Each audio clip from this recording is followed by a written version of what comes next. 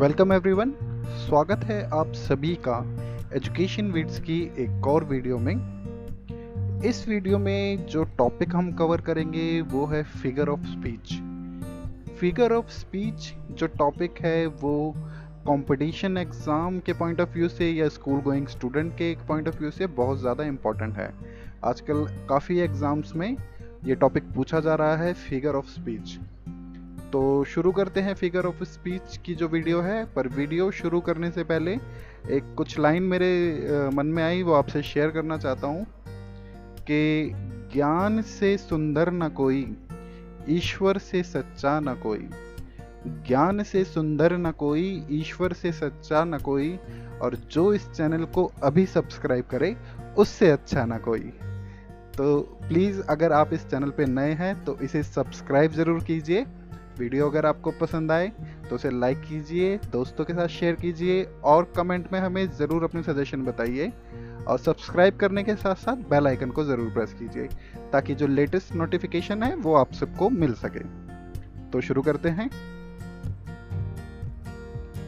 पहला जो हमारा फिगर ऑफ स्पीच है वो है सिमिली।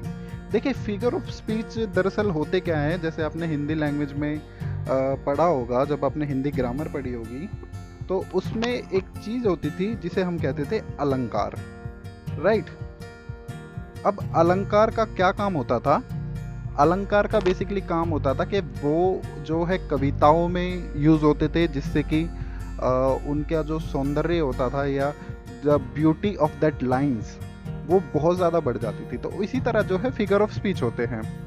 तो इसमें जो फर्स्ट फिगर ऑफ स्पीच है जो हम यहाँ पर समझने की कोशिश करेंगे वो है सिमिली, राइट।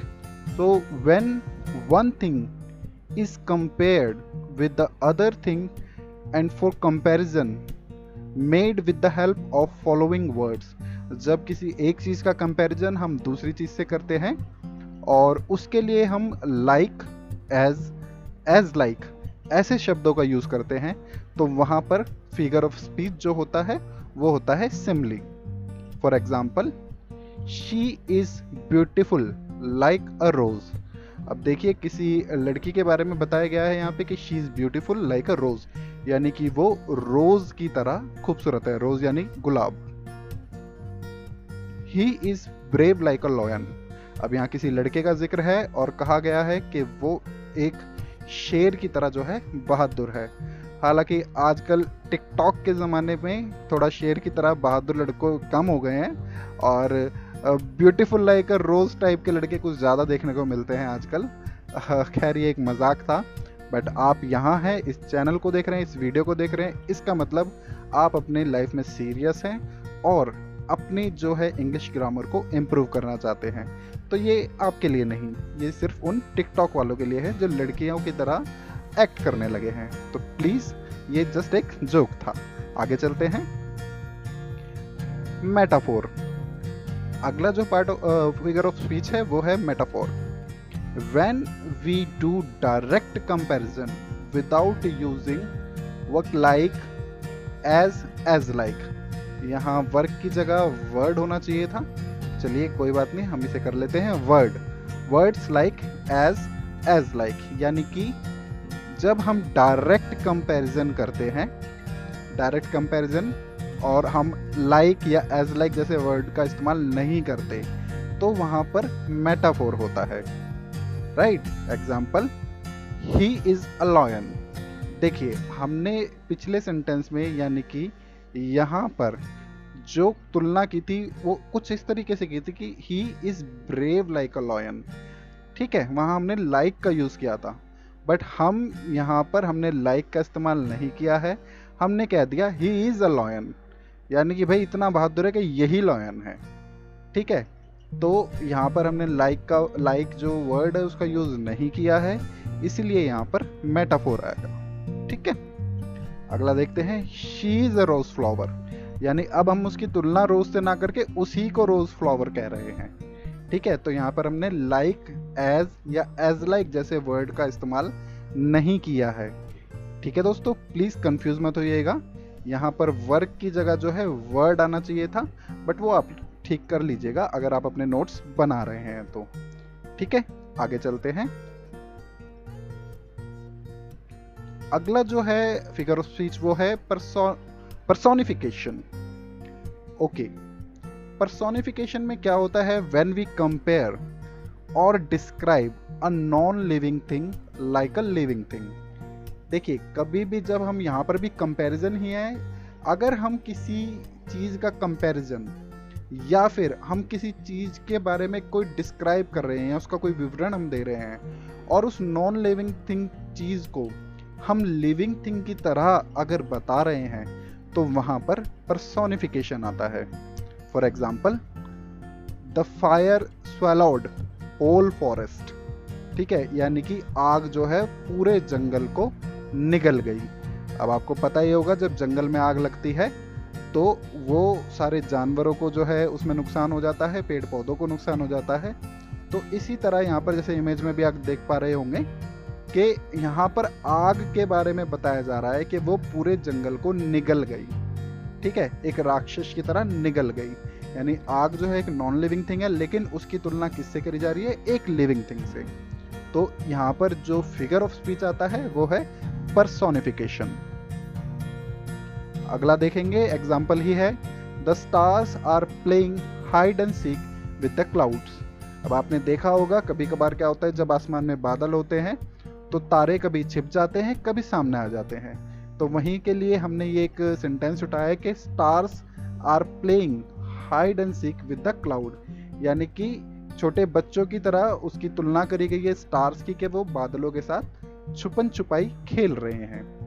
ओके, तो आई होप आपको पर्सोनिफिकेशन अच्छी तरह समझ में आ गया होगा। अगला देखते हैं, यूफेमिज्म। अब यूफेमिज्म क्या होता है वो देखते हैं। In euphemism we use mild words instead of the fact और हार्श वर्ड। देखिए, यूफेमिज्म जो फिगर ऑफ स्पीच है ये बहुत ही निहायती, जिसे कहते हैं ना, तमीज़दार एक फिगर ऑफ स्पीच है। और मैं तो कहता हूँ कि पूरी दुनिया को ही ऐसा होना चाहिए। यानी कि माइल्ड वर्ड, सॉफ्ट वर्ड्स हम यूज़ करते हैं इंस्टेड ऑफ फैक्ट या फिर हार्श वर्ड के। ऐसे शब्द हम इस्तेमाल नहीं करते जिससे किसी की भावना को ठेस पहुँचे, भले ही वो सत्य क्यों ना हो। For example, you could not make it to the exam. अब किसी ने एग्ज़ाम दिया और वो उसे पास नहीं कर पाया, तो इसका मीनिंग हुआ कि वो फेल हो गया, बट हम उन्हें ये नहीं कह रहे कि यू फेल्ड। ठीक है, ये ज़्यादा बुरा लगता है। हम उन्हें कह रहे हैं you could not make it to the exam, यानी कि समहाउ आप एग्ज़ाम में नहीं क्लियर कर पाए। तो ये थोड़ा सा फिर भी मतलब कम हार्श लगेगा। अगर हम डायरेक्टली कह देंगे अरे तू तो फेल हो गया, तो ये उसको ज़्यादा बुरा लगेगा। ठीक है, तो हार्श वर्ड की जगह माइल्ड वर्ड का यूज़ करना ही यूफेमिज्म होता है। ओके, अगला एग्जाम्पल देखते हैं, you are not fit for beauty contest. अब यहाँ पे बताया जा रहा है किसी को कि आप ब्यूटी कॉन्टेस्ट के लिए फिट नहीं है, यानी उसका मतलब क्या हुआ? You are ugly. लेकिन अगर डायरेक्टली ये कह दिया जाए किसी को यू आर अगली, तो उसकी फीलिंग्स को हर्ट हो सकता है। इसलिए कुछ इस तरीके से कहा जाता है, you are not fit for beauty contest. तो हार्श वर्ड की जगह माइल्ड वर्ड्स को यूज करना ही यूफेमिज्म है। आई होप आपको ये फिगर ऑफ स्पीच भी अच्छी तरह समझ में आ गया होगा। नेक्स्ट जो है ऑक्सीमोरॉन। अच्छा, ये मेरा पर्सनल फेवरेट है अभी बताता हूँ क्यों। देखिए, पहले हम इसकी डेफिनेशन समझ लेते हैं। When we use contradict word together और for each other word, so we called it oxymoron. Please confuse मत होइए, अभी क्लियर करते हैं। देखिए, जब भी हम कोई कॉन्ट्राडिक्ट वर्ड, यानी कॉन्ट्राडिक्ट क्या होता है? जो एक दूसरे के अपोजिट हो। ठीक है, अगर हम एक ही सेंटेंस में ऐसे वर्ड यूज करते हैं जो एक दूसरे के अपोजिट हो, तो वहां पर ऑक्सीमोरॉन होता है। ऑक्सीमोरॉन का मतलब जो हो ही नहीं सकता। ठीक है, अगर हम ऑक्सीमोरॉन का वर्ड का मतलब समझाएंगे तो वो ये होता है कि ऐसा नहीं हो सकता। एग्जाम्पल के जरिए समझते हैं। जैसे यू आर प्रिटी अगली। अब ये तो बड़ी अजीब सी बात है, या तो कोई प्रिटी हो सकता है या अगली हो सकता है, बट अगर हमने ये कह दिया कि यू आर प्रिटी अगली, तो ये ऑक्सीमोरॉन है। ऐसा नहीं हो सकता कि कोई बहुत मतलब खूबसूरती से बुरा हो, नहीं, ऐसा नहीं हो सकता, या तो कोई खूबसूरत होगा या फिर अगली होगा। तो ये एक ऑक्सीमोरन है। अगला है Harry was found missing. Harry was found missing यानी एक तरफ वो फाउंड हुआ, एक तरफ वो मिसिंग था। तो ऐसा तो नहीं हो सकता कि वो खोया हुआ मिला गया, ऐसा तो नहीं हो सकता। तो इसीलिए ये भी एक ऑक्सीमोरन है। और जो मेरा पर्सनल फेवरेट है वो है, आज के टाइम पे कई जगह हम रेस्टोरेंट में जब डाइनिंग आउट के लिए जाते हैं तो वहाँ के मेन्यू के अंदर एक चीज़ लिखी होती है, और कई बार मैंने देखा है, क्या, ये वेज बिरयानी या फिर वेज चिकन। अब क्या ये पॉसिबल है? वेज बिरयानी या वेज चिकन, चिकन तो नॉन वेजिटेरियन आइटम है ना, वो वेज कैसे हो सकता है? तो इसीलिए ये भी ऑक्सीमोरन है, राइट। अब कई लोग सोचेंगे कि वेज बिरयानी तो होती है, हमने खाई है, बट सर वो वेज बिरयानी के नाम पे धोखा होता है। बिरयानी जो डिश है वो है ही मुगलई डिश, और वो बिना नॉनवेज के नहीं बनती। जो बिना नॉनवेज के बनती है दैट इज कॉल्ड पुलाव, पर वो आपको बिरयानी बोल के चेप दी जाती है। तो इसीलिए ये भी एक ऑक्सीमोरन है। तो आगे चलते हैं। Hyperbole, when we use extreme और एक्सेस वर्ड इन प्रेज और डिस्प्रेज, या तो हम किसी की प्रशंसा में या फिर किसी को बुरा भला कहने के लिए बहुत ही ज़्यादा एक्सट्रीम वर्ड या बहुत ज़्यादा बढ़ चढ़ कर जब हम उसके बारे में बोलते हैं तो उसे कहते हैं hyperbole. For example, he is faster than lightning, यानी कि वो बिजली से भी तेज है। ऐसा तो नहीं, पॉसिबल ही नहीं है, लेकिन हम उसको थोड़ा सा चढ़ा रहे हैं या उसकी तारीफ में बढ़ चढ़ कर बोल रहे हैं, ठीक है। I have not seen him since ages, यानी मैंने उसे सदियों से या जन्मों से नहीं देखा। वाह, पहला ही जन्म है लेकिन जन्मों से नहीं देखा। तो ये भी एक हाइपरबोले है। आई होप आपको ये दोनों ही अच्छी तरह क्लियर हो गए होंगे। तो चलिए चलते हैं नेक्स्ट वन पर। Alliteration, repetition of series of word. आपने हिंदी में भी पढ़ा होगा, एक अलंकार होता है जिसका नाम होता है अनुप्रास। वहां पर जो क्या होता है, एक ही वर्ड को बार बार दोहराया जाता है। ये सेम उसी की तरह है, alliteration, repetition of series of words. For example, he loves to live lavish life in the limelight, right. He loves to live lavish life in the limelight, यानी इसमें जो लव, लाइव, लैविश, लाइफ, ये सारे में L जो word है वो बार बार use हो रहा है, तो इसीलिए ये अलिटरेशन है। Arya was selling the shells by the sea shore, ठीक है। आर्या जो है वो शेल्स को बेच रही थी सी शोर्स पे, यानी कि समुद्र के छोर पर, किनारे पर, ठीक है। अब ये एक बड़ी एक फेमस सीरीज थी गेम ऑफ थ्रोन, उसका एक कैरेक्टर था आर्या। अगर आपने वो देखी होगी, आई होप देखी होगी सबने, तो वो जो है सी शोर्स पर शेल्स को बेचा करती थी। ओके, तो अलिटरेशन का मतलब होता है रिपीटेशन ऑफ सेम वर्ड, ठीक है। आई होप आपको अलिटरेशन समझ में आ गया होगा। चलते हैं अगले पर। अगला है पन। नाम से ही थोड़ा फनी लग रहा है, पन।